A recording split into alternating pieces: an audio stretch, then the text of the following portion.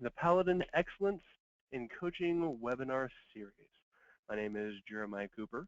My role here is that I am one of the Paladin technicians, and I've been here for 7.5 wonderful years. Boy, have they gone by. My webinar is going to be, here we go. It's going to be selling and configuration, quantity price discounts, and multiple selling units. Basically, I'm going to go through the pricing level section of the inventory screen and show you some of the other cool things that it may be able to do. Let's see. Our goal here at Paladin in this webinar series is to give you an advanced training medium to aid in evolving the use of Paladin system to make sure that your stores are more successful. For this presentation, I want you to walk away with the knowledge of how you can set up items to gain more revenue in your store. It is an intermediate level for both hardware stores and pharmacies. And what I'm going to be covering today is we're going to set up pricing levels to promote increased revenue. We're also going to create a simple buy one, get one sale. We're going to do buying by the unit and selling by the case, or also known as a reverse supplier ratio. We're going to maintain your pricing levels automatically. And we're also going to set a rounding scheme to keep the prices in line. All right, let's get to it. So here's what you see on the screen right now is your basic, what you would start with any part. Okay, I started this part. It's got a retail price of $4, and it's got a cost of $2. As you can see, I've got a 50% margin. All right, now I'm going to add a quantity of 6 to this because, hey, you know, if you buy it in the full case, which this item happens to come in a case of 6, as you can tell, once I put the quantity in there, it automatically puts in a sale price. Now the sale price is $12. So what it's doing is it's calculating our sale price off of the quantity and the margin that I have in to the right. Right now I have a 0 margin. So it's going to sell it for $2 per unit for a total of $12. Now I don't want that to happen because I don't want to sell it for as much as I bought it for. So I can adjust this in 2 different ways. My first way is I can actually change the sale price. So I've changed it to $22. And automatically it shows me, hey, I'm making a margin of 45.5% of both margin and market margin. Now we can also do something different where we can actually change the margin itself.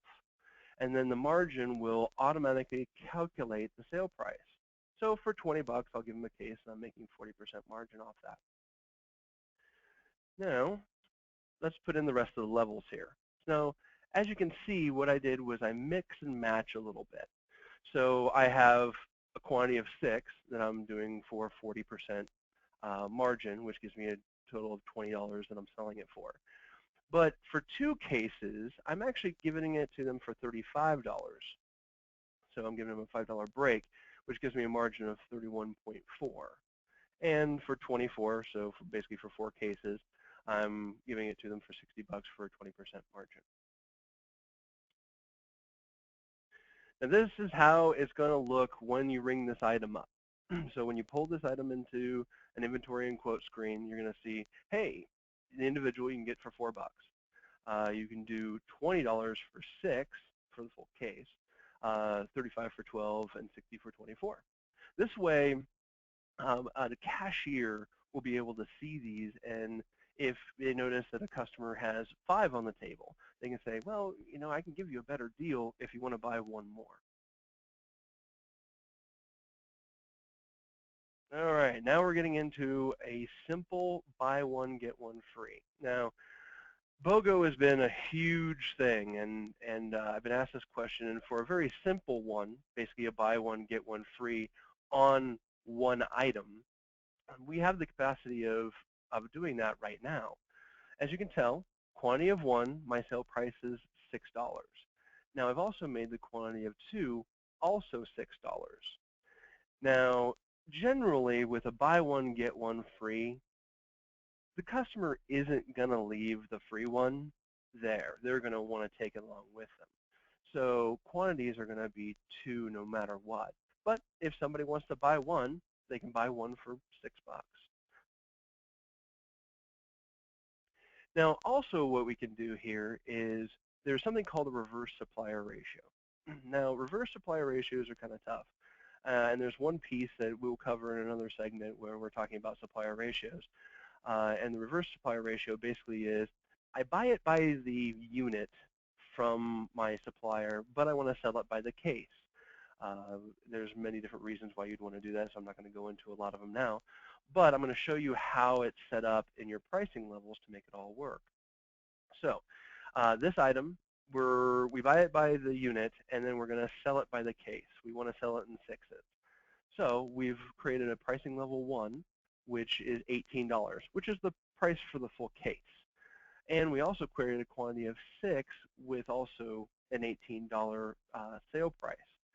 Now, one other piece that you're going to want to have when you're doing any items that have quantities or have quantity price breaks is there's a setting in inventory known as the default invoice quantity handling. And you want the check mark check that says default to the largest pricing quantity when added to invoices. What this does is when this item is scanned, it will always change the quantity to 6. So that way, if your cashier just scans one of them, it'll automatically come up as 6 because you're selling it in the case. Now, if for some odd reason they do change that to 1 by accident, or because maybe they got confused, you're still going to be able to get the money that you were going to get for the case, so you're not out any money. Your stock on hand may be a little weird, but we can always get that fixed for you. Okay, now we're getting into managing your price breaks automatically. And this is probably, I would say, one of the coolest features, I think, in Paladin is the reference margin. And you can find that right to the right of the market margin. Now, what I've done is I've set up this part, and I've put in a reference margin for the margins that I have right now. So my reference margin on price level 1 is 50. I want to maintain 50 no matter if the price raises or lowers. And also I've done that same thing for the rest of them. Now a reference margin has to be a full number. So if you notice on line 3, we have a 31.4% margin because we actually adjusted this by the sale price itself. Now, we're not going to be able to maintain that exact 31.4, but we can do 31. And I'll show you a little bit later how we can get that back up a little bit with a rounding scheme. So with this one, though, I want to show you what actually happens, or actually I want to show you next for manual purchase orders. So purchase orders that you get from somebody who you don't do EDI with. There are 2 different things that you'll need set for your manual purchase orders to also use this reference margin feature. And they're in the File and Setup in the Company menu under Purchase Orders. Now, those 2 are right in front of you as Update Retail based on receiving cost and reference margin. You will need that checked. And also Force PO received cost to market cost. Now, the reason for the second one is because whenever we use a reference margin, it is always based on the market cost. So when the market goes up, your prices change. We don't balance that off of your average cost because it would throw you out of line with your competition. Now, what I did was I actually received this item, and remember at the beginning of the webinar I said that the cost on this item was $2. I received a purchase order for this item, and I received it at $3, and let's see what the prices do. Okay, so if you look at the top line, it went to $6. It's our margin because we bought these in the original, we bought them at such a low amount. We bought them at $2. Now it's basically doubled in price. It's gone up to $3, or actually it's gone up by 50%. So it's gone to $3. Your market margin is still 50% because the cost is $3 and your sale price is now $6. But if you sell that item, your true margin, because you bought it at $2, is a little bit higher. And as you can see down the lane, at 6 it went to $30. And now one of the ones I want to pay closely attention to is number 3. If you notice, number 3, we changed the market margin to 31%, where it was 31.4 before. I'll show you how to bump that up a little bit, but I want to make sure that you notice that. Now, also what I did was I wanted to show you how what would it look like if the price went down. Oh, sorry, wrong button. All right. If the price went down. Now, this item, because I was just doing a test item and I adjusted it, I actually received it as a dollar now, is far more volatile than your normal everyday item. Most of the times, items only change a few cents here and there in the cost. But I want to make sure that you saw that, okay, some items, if they're so volatile, may actually send you into a negative margin.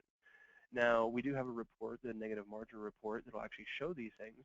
So if you do have reference margins running, it is imperative that you do check that report and make sure if those reference margins aren't sending you into a negative margin, especially if you have something that has a large price break and it also is highly volatile.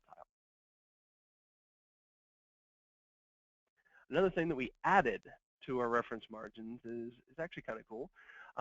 We added a way to where you could have, if you wanted just a 10% off if they bought it in the case. So my price for one is $4, and I got a 50% margin. Now, if they buy it in the case, hey, what I'll do is I'll give them just a 10% off. Okay, so all you have to do is put a negative reference margin of 10, and that tells the computer, hey, take 10% off of whatever the price would have been at 50% margin. As you can tell, it's changed my price to $21.60, and my margin is 44.4. Also, we did this with the other quantity price breaks. We did a 20% and a 30%. Now, for everyone who has psychological pricing, if you don't know what psychological pricing is, it's when a price ends in the 99. And I did some research on psychological pricing when I first got here, and I read a very interesting article on Wikipedia. Basically, what happened was, back in the old days, they needed to figure out how to make more money on the products that they were selling. So they added a 99 to it, and the 99 was kind of subdued up in the corner. Now, what that did was when somebody was shopping, they would see, oh, it's $4, but they wouldn't see the 99 cents. And so they would buy the item and pay, and it actually worked out for quite some time. Now, later on, many, many years later, Harvard did a study, and they brought in a bunch of children and showed them a bunch of prices and asked them how much would they expect to pay at the cash register, and the children automatically rounded up. So psychological pricing doesn't really work anymore, but a lot of us like to keep their prices ending in A9.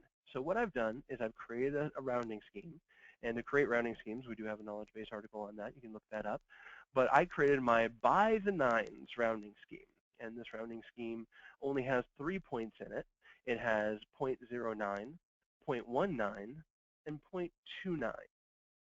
So that way, if you give the computer in a rounding scheme 3 equally, where it has an equal amount between them, if you give it 3 points, it will then extrapolate your prices using those 3 points into infinity. So setting up a rounding scheme really isn't really that hard. You can make it more complex if you'd like. But what I've done is I've set this by the nines, and I'm going to now receive a purchase order with these items and watch the prices go. So right here, all my rounding scheme basically bumped up my prices a little bit by 9 cents. And there we go. Now we're to the nines. You can also set up by the nines to the 99. So if you wanted to go 99 cents, $1.99, and $2.99, then every one of these prices would be $4.99, $20.99, and that's also possible too. Okay? All right. And that is the end of our webinar. I'm being assisted by Chad. I'm new at this, so he gave me an outline to go with, and I really haven't gone by it. But he has been looking at all the questions that you guys have been typing in. Is there any questions that I can answer right now? Not at this time, no, thank you. Okay. Then if there's no questions, thank you very much for coming and putting up with me. This is my very first one, and I'll be doing another one next week. And let me see. I'll be doing one on all the different things that we can have the invoice and quote, all the different things that we can set up in the file and setup to make that do stuff different. So it's going to be a really cool thing. I always like the invoice and quote screen. It's one of my favorite screens. Thank you for stopping by, and I'm out.